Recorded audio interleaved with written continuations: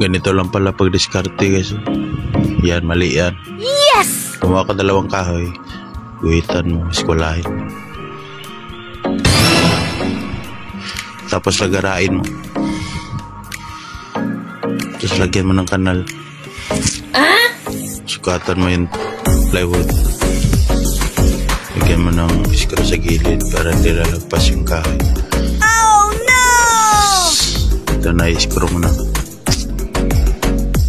Kunin mo na yung nasa gilid na screw. So, nakapasok na yung tiles. So, maglagay ka na ng pangkanal ng asa ay patong sa tiles. So, ito na guys, ang panali guys. Sobrang dali guys. Hindi ka na mahihirapan guys. Matalim na talaga itong gumawa nito. Hanip.